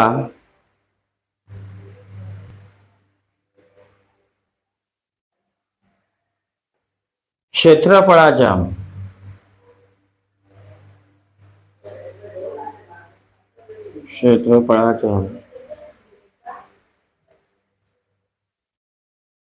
व्यस्त प्रमाणात वाहतो. व्यस्त प्रमाणात होतो. आता वाच बघूया नियम. मोठ्याने वाच. विद्युत मंडळाच्या नाही बघ काय विद्युत मंडळातून होणारा विरोध हा वाहकाच्या लांबीच्या समप्रमाणात व वाहकाच्या जाडीच्या किंवा क्षेत्रफळाच्या व्यस्त प्रमाणात. बरोबर. आता समप्रमाण आणि व्यस्त प्रमाण म्हणजे काय? समप्रमाण आणि व्यस्त प्रमाण म्हणजे काय? समान. आता पहिलं वाक्य वाच. पहिलं व जे लिहिले त्याच्या अलीकडचं सगळं वाच. स्टार्टिंग. विद्युत मंडळातून प्रवाहाला होणारा विरोध हा वाहकाच्या लांबीच्या समप्रमाणात. बरोबर.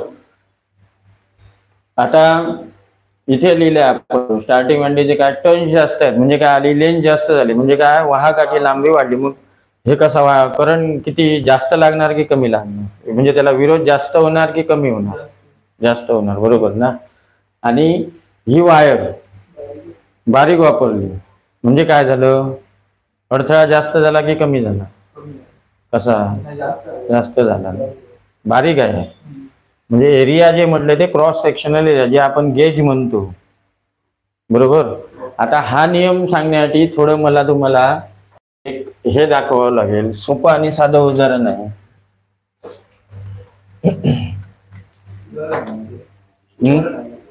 उदाहरण ते नाही काढलंच ते झालं. ओव्हरहेड टँक कोणाकोणाला माहिती आहे? ओव्हरहेड टँक पाण्याची ओव्हरहेड टँक वॉटर टँक जी म्हणतो कोणाकोणाला? ओव्हरहेड म्हणजे काय? ओव्हरहेड म्हणजे काय? छपरावर जी ठेवतो ती ओव्हरहेड टँक झाली. आणि लॉक टँक म्हणजे काय? कुठे ठेवतो ती कशी असते? आकार कसा असतो? हा. आणि ही मॅक्झिमम तुमचं सिलेंड्रिकल आकार आहे. मग अशी एक टँक भरली आपण. टँक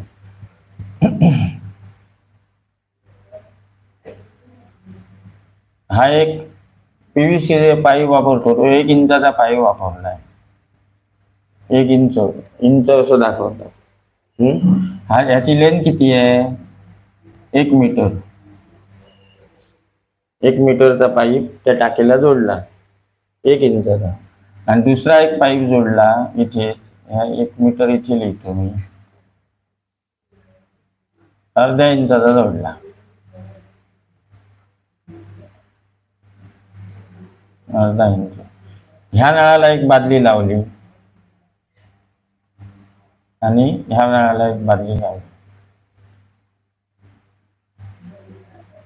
आणि टायमिंग वर दोन्ही नळ चालू केले. कोणती बादली पहिली भरणार? अर्ध्या इंच पाणी येणारी भरणार की 1 इंच येणारी भरणार? का? हा साईज मोठी आहे म्हणजे अडथळा कमी होतोय. हाच विषय. बरोबर. आता हे थोडं मी बदलतो. पाईप आपण दोन्ही 1 मीटर वापरले. बरोबर. आणि साईज वेगवेगळी वापरली. आता हा 1 इंचाचा पाईप मी वापरला किती? 5 मीटर. आणि हा 1 इंचाचेच आहेत हा पाईप दोन्ही. आणि हा 1 मीटर वापरला आणि हा 5 मीटर. इथे एक बादली लावली आणि इथे एक बादली लावली. कोणती बादली पहिली भरणार? कारण लांबी कमी आहे त्याची लांबी जास्त. बरोबर, हेच नियम हाय. बरोबर, अर्धा इंचाचा पाईप वापरल्यावर रेजिस्टन्स वाढला, पहिल्यांदा वापरला तो, त्यामुळे काय झालं, पाणी स्लो आलं. आणि ही लेंथ आता इथे 1 मीटर 5 मीटर केली म्हणजे 4 मीटर वाढले. हे उदाहरण सोपं आणि साधं. हा नियम समजा आता थोडा तरी लक्षात आलं. हे उदाहरण आठवा घरी गेल्यानंतर, नियम वाचा. आणि हा नियम रेफ्रिजरेशन मध्ये पण उपयोगात येतो. कॅपिलरी डिझाईन करण्यासाठी किंवा कॅपिलरीचं माप काढण्यासाठी, फ्रीजचं काम करताना हा नियम ज्याला समजला त्याला मोठं रेफ्रिजरेशन काय नाही, त्याच्यानुसार डिझायनिंग होतं. म्हणजे तुमची सिस्टम टेम्परेचर देत नाही, काय नाही, कॅपिलरी कशी डिझाईन करायची आहे तर ते समजण्यासाठी हा नियम फार उपयोगी पडतो. आता ते व्यस्त प्रमाण समप्रमाण समजलं म्हणजे काय होणार, लेंथ वाढली, प्रवाहाचं सांगतोय, विरोध वाढला, अडथळा. विरोध याचा अर्थ काय, आता हा इथे थांबलेला आहे, मला इथून ढकलून देण्यासाठी काहीतरी ताकद लावावी लागेल. बरोबर, तर हा प्लेन पृष्ठभाग आहे म्हणून काय होतोय, रेजिस्टन्स कमी होते, ताकद कमी लागते, ह्याला जास्त ताकद लागत नाही. पण हात जर खडबडीत असला असता आणि हा ढकलायचं झालं तर थोडी ताकद जास्त लागेल. बरोबर ना, तोच हे आहे. म्हणजे तो विरोध थोडक्यात सांगायचं. कुठल्या आता टायर आपले झिजतात का, गाडीचे टायर झिजतात का? हा, तर कमी घसणार. कारण काय, तर रोडचा विरोध कमी झाला आहे म्हणून ते टायर झिजतात. बरोबर, म्हणून आपण बदलतो. तर हे छोट्या मोठ्या विषय, हे सगळं बेस आपल्या बाजूलाच आहे, सगळं बाजूला आहे, कुठेही शिकायला जायची गरज नाही, फक्त आपण ते बघत नाही. एवढं लक्षात आलं. लेंथ जास्त आहे, बारीक वायर. म्हणजे आता इथे लेंथ जास्त म्हणजे काय वाढला, होणारा विरोध वाढला म्हणजे करंट वाढला, म्हणजे आपण जास्त ताकद लावणार ना, ढकलायला जास्त म्हणजे करंट वाढला तुमचा. बारीक वायर त्याच्यातनं परत रेजिस्टन्स वाढला म्हणून तुमचं काय आलं, परत करंट वाढला. तर कशाचा करंट जास्त असतो, स्टार्टिंग वाइंडिंग. कशापेक्षा, ह्याच्यापेक्षा. बरोबर, तो कसा वाढतो, काय होतं ते आपण प्रॅक्टिकलला बघणारच आहोत. फक्त आता एवढं रनिंग वाइंडिंगचं उलट आहे, टर्न्स कमी, लेंथ कमी झाली म्हणजे काय आला, होणारा विरोध कमी झाला, करंट कमी झाला. आणि वायर जाड म्हणजे 1 इंचाच्या, अर्ध्या इंचाच्या ऐवजी 1 इंच वापरलं, थोडक्यात सांगायचं. गेज जो काय असेल, समजा हा आणि हा गेज जो काय वेगळा असेल त्यानुसार तुम्हाला विरोध कमी होणार. बरोबर ना, हे जाड वायर. या दोन लक्षात घ्या. मी आता पुसतो.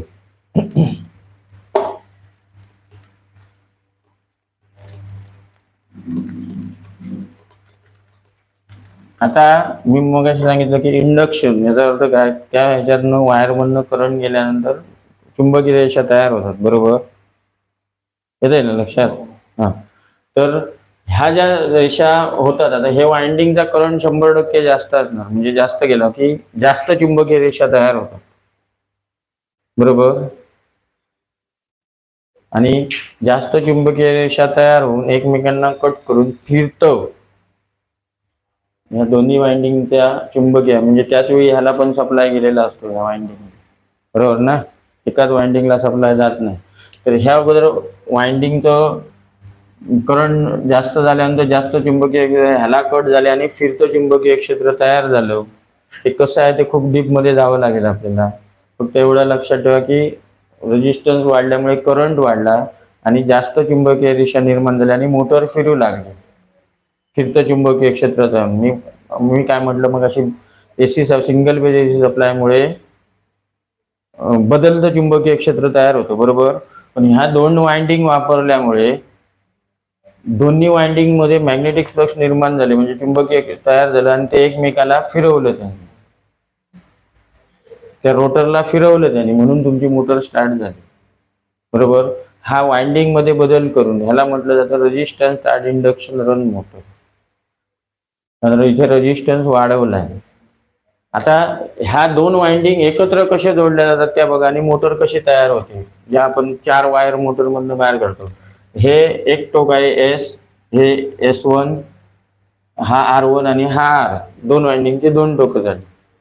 बरोबर, तर हे 4 वायर ज्या आणतो, तुम्हाला समजा एखाद्या वाइंडिंग वाल्याने 4 वायर दिल्यात किंवा फॅनचं तुम्ही वायरिंग खोललंय, तर ते आपल्याला परत जोडता आलं पाहिजे. इथे कॉमन पॉइंट तयार केला जातो, हे दोन एकत्र जोडून, आणि हा एस पॉइंट आणि हा आर पॉइंट रेग्युलर आहे तसा, हा कॉमन पॉइंट. मग आता आपण जो सप्लाय देतो तो कसा देतो, आपण जे फॅन फॅन हे करतो बघा, फॅनचं सिलिंग फॅनचं जे बघतो त्याला ह्याच्यामध्ये एक कॅपॅसिटर लागतो बरोबर फॅनला. तो जर वीक झाला तर तुमचा फॅन चालत नाही किंवा हळूहळू फिरतो. हळू फिरतो याचा अर्थ तो कॅपॅसिटर वीक झाला असेल किंवा वाइंडिंग पण वीक असू शकतो. हे दोन्ही टोकांच्या मध्ये कॅपॅसिटर जोडला जातो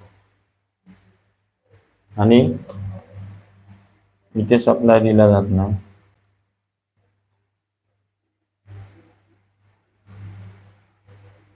हे ओव्हरलॅपिंग आहे फेज न्यूट्रल 230 व्होल्ट.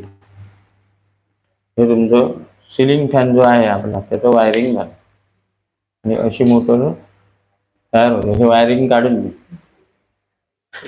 मग ती मोटर चेक कशी करायची ते दाखव.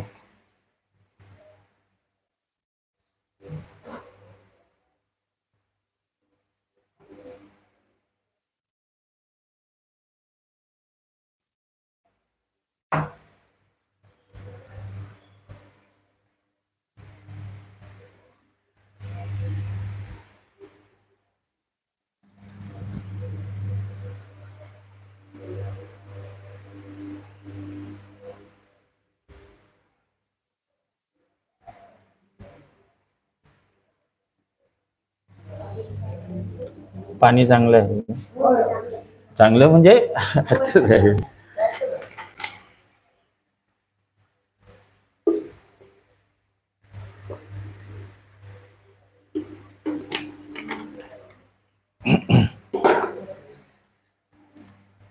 जेवढ्या तुमच्या शंका येतील ना हे मित्रा, सेपरेट काढायची गरज नव्हती.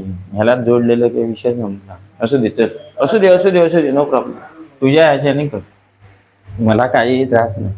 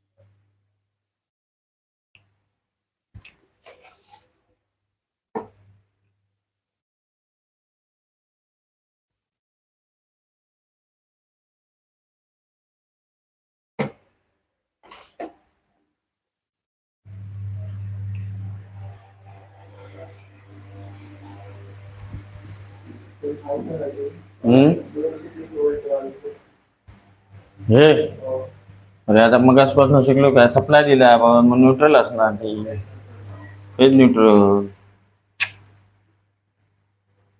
230 व्होल्ट दिसला म्हणजे फेज न्यूट्रलच झाली.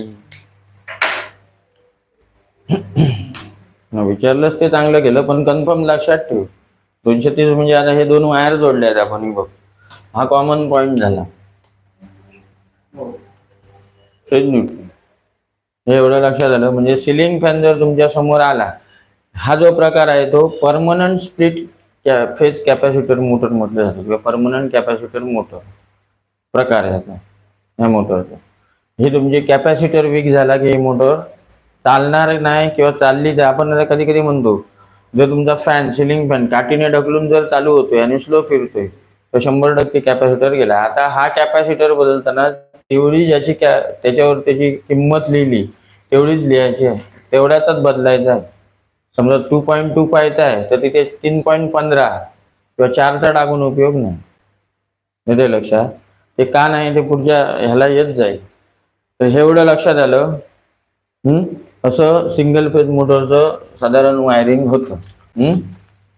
आता आपण बघूया ही मोटर चेक कशी करायची, कारण आपल्याला कॉम्प्रेसरचे टर्मिनल शोधून काढायचे असतात. जर आपल्याला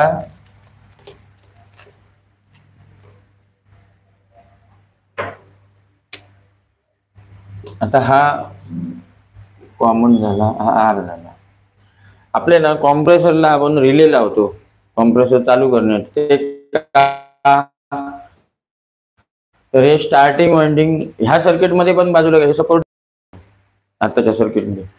पण ज्यावेळी आपण कॉम्प्रेसरला किंवा कोणत्याही मोटरला, मी जर पाण्याचे पंप बघितले तर त्यांना मागे एक सेंट्रीफ्युगल स्विच आहे आणि फक्त त्याला स्टार्टिंग कॅपेसिटर. सेंट्रीफ्युगल स्विच म्हणजे बॅक साईडला एक स्विच येतो, ते गरम झालं, बायमेटल टाईप गरम झालं की स्टार्टिंग वाइंडिंग सर्किटमधनं बाहेर काढून जातं. स्टार्टिंग वाइंडिंग जर सर्किटमध्ये राहिलं तर तुमचा हाय अँपियर होतो, जास्त अँपियर घेऊन मोटर चालते. मोटर चालते पण जास्त अँपियर घेऊन चालते आणि वाइंडिंग जळण्याची शक्यता असते, हे लक्षात. म्हणून तो हे सर्किटमधनं म्हणजे मोटरच्या सर्किटमधनं बाहेर गेलं पाहिजे.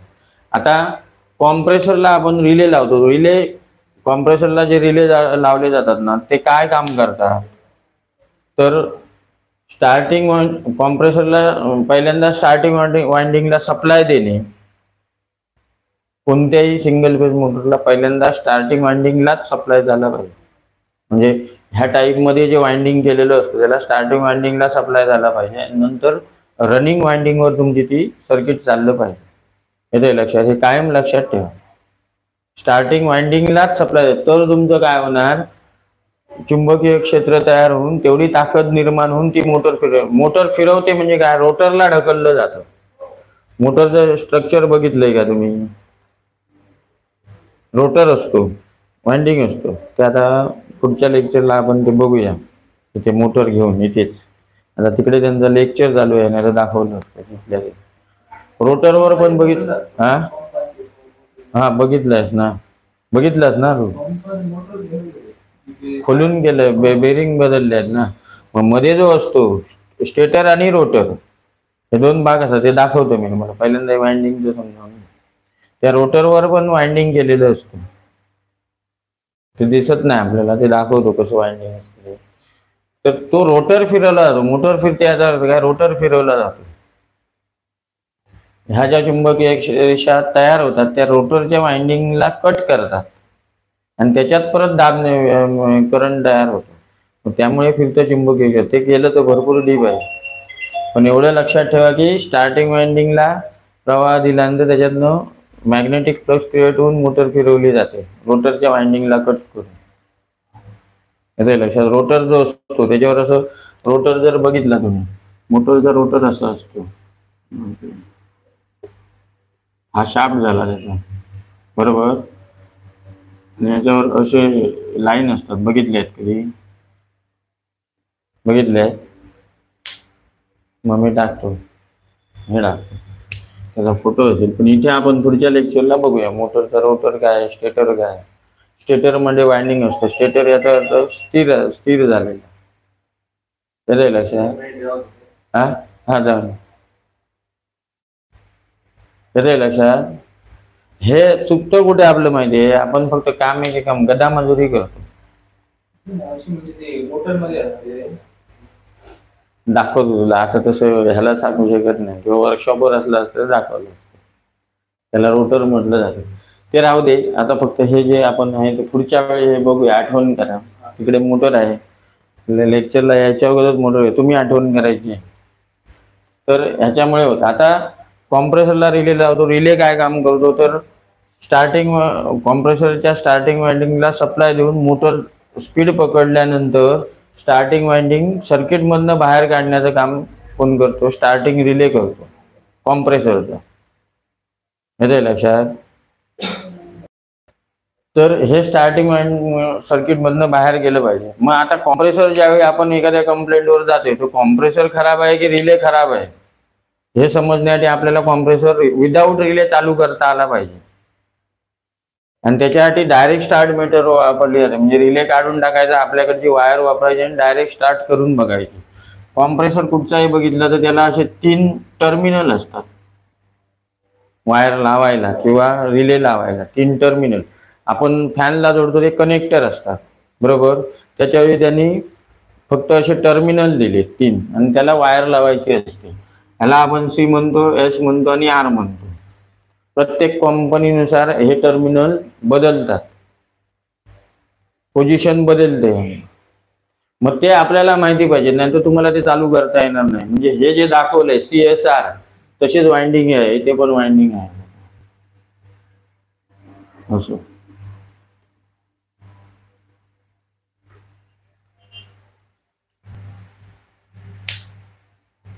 सॉरी, हे नाही ना. याच्यात पण ह्या टर्मिनल मध्ये पण वाइंडिंग आहे. हे फक्त काय केलंय, तिथे मोटर आत बसवली म्हणून हे टर्मिनल दिले असतात बाहेर वायर जोडायला. तिथे आपण अशी वाइंडिंग दाखवली. मग हे चेक करता आलं पाहिजे कोणता एस आहे, कोणता सी आहे. आणि ह्याच्यात आपण मगाशी बघितलंय काय, सी आणि आर ला सप्लाय जातो, बरोबर. मध्ये याच्या कॅपॅसिटर आहे, तो आपण सगळं काढून टाकणार. हे डायरेक्ट स्टार्ट नाही, ते वर्कशॉपमध्ये. म्हणून तुम्ही एकतर लेक्चर आपण कमी घेतो, एकही लेक्चर चुकू नये. लक्षात. आता प्रत्येकाच्या वेळेनुसार आपण लेक्चर ठेवू शकत नाही. कधीतरी तुमची वेळ जुळणार नाही, माझी वेळ जुळणार नाही, कधीतरी तुमचं काहीतरी काम असेल. पण कमीत कमी ते फॉलोअप घ्या दुसऱ्या लेक्चरला.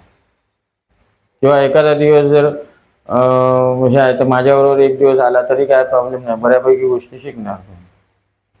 तर हे शोधून काढायचे झाले ना, तर आपल्याला हे अननोन असतो. 3 टर्मिनल फक्त दाखवले जातात, 3च टर्मिनल आपल्या समोर दिसतात कॉम्प्रेसर समोर आल्यानंतर. मग ते शोधायचे कसे, कारण तो आपल्याला सप्लाय कॉमन आणि आरलाच गेला पाहिजे रनिंगला. स्टार्टिंगला पहिल्यांदा गेला पाहिजे, त्याच्यानंतर ह्या रनिंग वाइंडिंगवर तुमचा कॉम्प्रेसर चालणार. मग ते शोधायचं असेल ना, तर काय करायचं, असे टर्मिनल काढून घ्यायचे. हे आपण सिरीज टेस्ट लॅम्प माहिती आहे, सिरीज टेस्ट लॅम्प त्याने चेक करू शकतो. टेस्ट लॅम्प वेगळा आणि सिरीज टेस्ट लॅम्प वेगळा. टेस्ट लॅम्प म्हटल्यानंतर आपण तयार करतो, हा होल्डर आहे इथे बल्ब लावतो. हा साधा टेस्ट लॅम्प झाला, साधा टेस्ट लॅम्प झाला, म्हणजे लाईट येते की नाही बघायचं. आणि सिरीज टेस्ट लॅम्प म्हटल्यानंतर हा तुझा बल्ब झाला आणि इथे तुमची फेज जाणार, इथे न्यूट्रल. ह्याच्यापेक्षा वेगळा आहे, सिरीज मध्ये आला म्हणजे ह्या दोन्ही वायर एकत्र जोडल्या तरी हा बल्ब पडला. हा सिरीज टेस्ट लॅम्प. हे चेक करायचं सिरीज टेस्ट लॅम्पच्या साहाय्याने करू शकतो किंवा मल्टीमीटरच्या साहाय्याने करू शकतो. मग असे जर तुम्ही काढले, हे पॉइंट करून घ्यायचे. मल्टीमीटरच्या साहाय्याने जर काढताय तर तुम्हाला डिजिटली व्हॅल्यू येणार त्याची.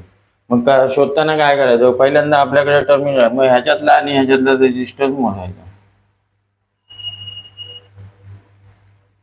मल्टीमीटर तो आपण वर्कशॉपला करणारच आहोत, चेकिंग कसं करायचं ते.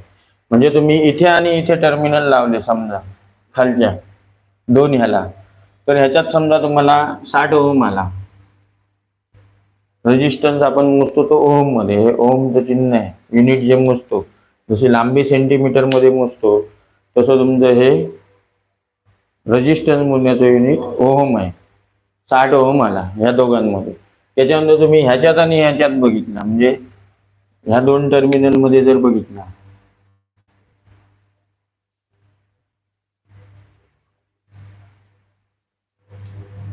हा 40 ओम आला.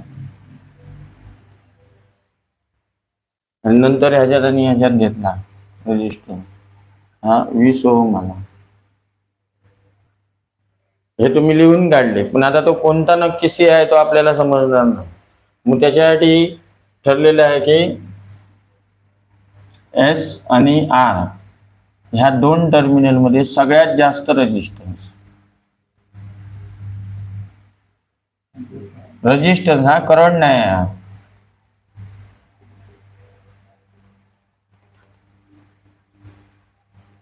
म्हणजे तो किती इथे दाखवतोय 60, बरोबर. त्याच्यानंतर सी आणि एस ह्याच्यात मीडियम,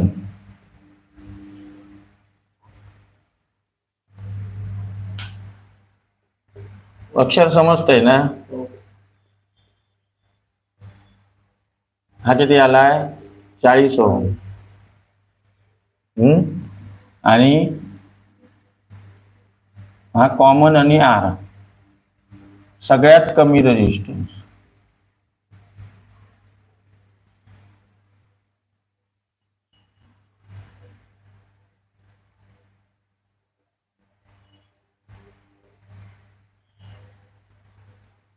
तो किती आलाय? 20 ओम.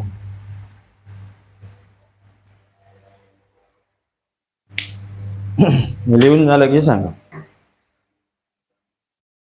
आणि तिथल्या तिथे आता नाही समजलं असेल ते 100% सांगा, विचारा तिथल्या तिथे. पुढच्या लेक्चरला विचारू नका.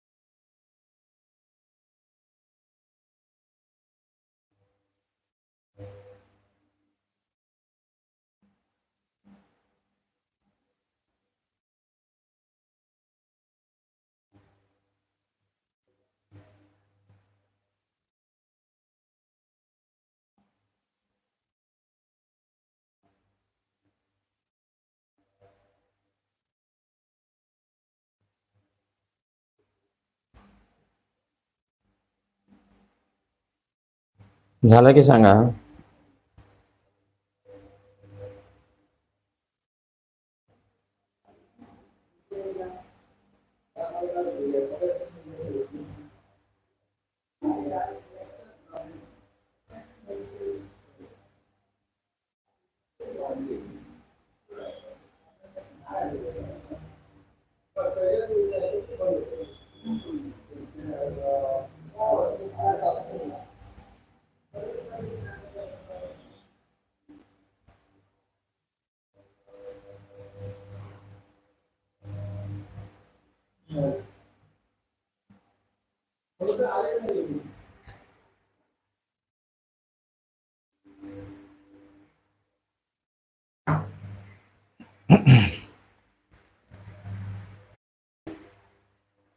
हे जर आपण चेक करतोय ह्याच्यात आणि ह्याच्यात पहिल्यांदा आपण लावलो सगळ्यात जास्त का मिळाला, तर इथे मल्टीमीटरचा एक प्रोब आणि इथे मल्टीमीटरचा प्रोब लावला. ह्याचा अर्थ काय, इथे आपण हे ऑलरेडी कनेक्ट केलेले आहेत 2 वायर, हे त्याचा कॉमन पॉईंट बनवला.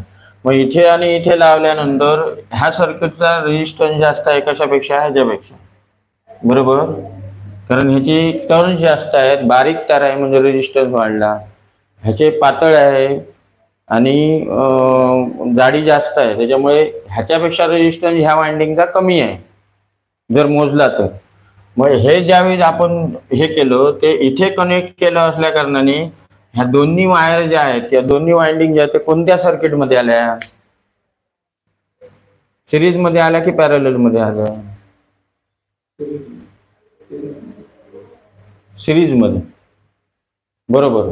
मग सिरीजचा आपण रेजिस्टन्स करतो RT is equal to R1 plus R2, बरोबर. म्हणजे हे 2 रेजिस्टन्स झाले, म्हणून हा किती आला, 60 ओम, सगळ्यात जास्त आला, कारण ह्या सिरीज सर्किट तयार झालं. आता आपण सेकंड टाइमला काय केलं की ह्याच्यातला आणि ह्याच्यातला रेजिस्टन्स मोजला. मग ह्याच्यात जर मोजला कॉमन आणि एस मध्ये आपण हा 40 ओम आला. तो येण्याचं कारण काय, तर ह्या वाइंडिंग पेक्षा ह्याची तार लांबीला जास्त आहे आणि बारीक असल्या कारणाने रेजिस्टन्स वाढला, म्हणजे करंटला होणारा अडथळा वाढला, म्हणून हा काय आला 40 ओम, बरोबर. आणि हे फक्त आपण पॅरलल मध्ये मोजलं, त्यामुळे रेजिस्टन्स एकच कॉईल आहे तिथे, 2 कॉईल नाही. 2 कॉईलचा पॅरललचा रेजिस्टन्स वेगवेगळा आहे. आता हा झाला तुमचा सॉरी एस आणि सी मधला. आणि उरला कुठे, कॉमन आणि रनिंग वाइंडिंग, तो 20 ओम मिळाला. म्हणजे इथे दाखवायचं झालं तर हा आपल्याला 60 ओम मिळाला, 60 ओम, हा मिळाला किती 40 ओम आणि हा मिळाला 20 ओम. कारण ह्याचा सगळ्यात कमी काय मिळाला, तार जाड आहे आणि टर्न्स कमी आहे, लेंथ कमी झाली म्हणून हा मिळाला. मग आपण ह्याला म्हणू शकतो, म्हणजे सगळ्यात काय लक्षात ठेवायचं, एस आणि आर म्हणजे ही 100% काय झाली, ही कॉमन झाली. सगळ्यात जास्त ज्या दोन टर्मिनल मिळाला ती आपल्याला एस आहे की आर आहे माहिती नाही, पण उरलेला टर्मिनल काय आहे, कॉमन वायर.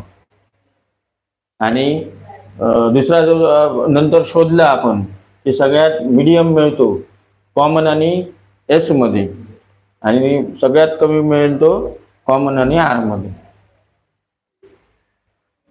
हे ना लक्षात.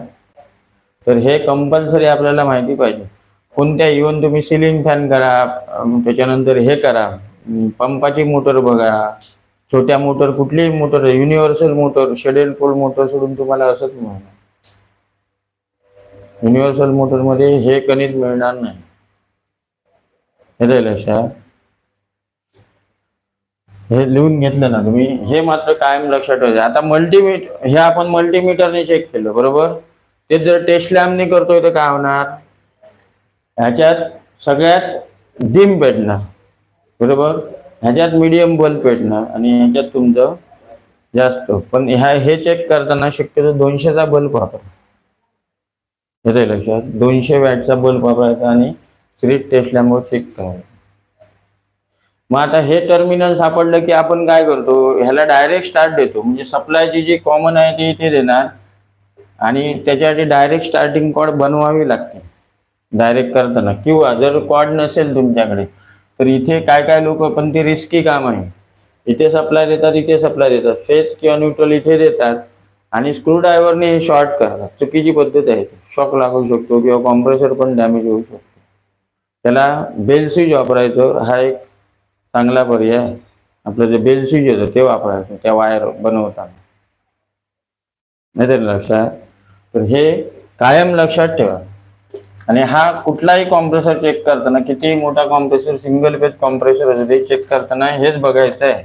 सिंगल फेज ही काढली ना डायग्राम, 3 फेज कॉम्प्रेसरला हे चेक करताना तिन्ही वाइंडिंग मध्ये कंटिन्युटी आली म्हणजे विषय संपला. तिन्ही वाइंडिंगला कंटिन्युटी राहणार 3 फेज मध्ये. पुढच्या वेळी दाखवतो 3 फेज मध्ये काय होतं, 3च वाइंडिंग असतात. हे एक झालं, हे दुसरं झालं आणि हे तिसरं झालं. ह्याला म्हणतो काय आपण, ते मागचे प्रकार सांगितले 3 फेज 4 वायर जे काय आहे ते आर, वाय आणि बी.